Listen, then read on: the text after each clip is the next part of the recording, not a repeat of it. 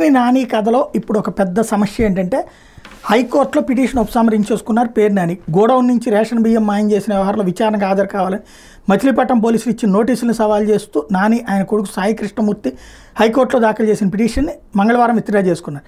వ్యాజ్యం మీద న్యాయస్థానం స్పందిస్తే నెల 22 విచారణకు హాజరు కావాలని పోలీసులు నోటీస్ ఇచ్చారని, ఆ గడువు ముగిసినందున దాన్ని విత్డ్రా చేసుకున్నారు. అయితే పిటిషన్ మీద విచారణ కొనసాగించడానికి వీల్లేదనడంతో పిటిషన్ ఉపసంహరించుకుంటామని న్యాయవాది రఘు చెప్పడం, పోలీసులు తిరిగి నోటీస్ ఇస్తే కోర్టు ఆశ్రయించేందుకు వెసులుబాటు ఇవ్వాలని అభ్యర్థించారు.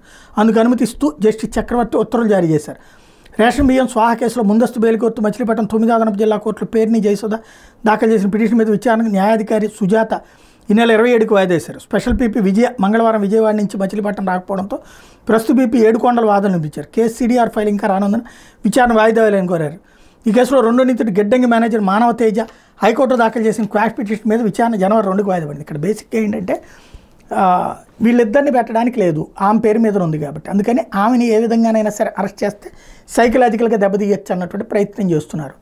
ఈ లోపుగా వీళ్ళిద్దరిని విచారణకు పిలిచారు. ఇప్పుడు ఆ విచారణ నోటీస్ అయిపోయింది, మళ్ళీ విచారణకు నోటీసులు ఇస్తారు. వీళ్ళు విచారణ ఎదుర్కొంటారా, తర్వాత ఏం జరుగుతుంది, ఇదైతే గందరగోళంగా ఉంది. టెక్నికల్ పాయింట్స్ని అడ్డం పెట్టి ఎలాగైనా సరే జైల్లో పెట్టాలన్నటువంటి ప్రయత్నం అయితే నడుస్తుంది.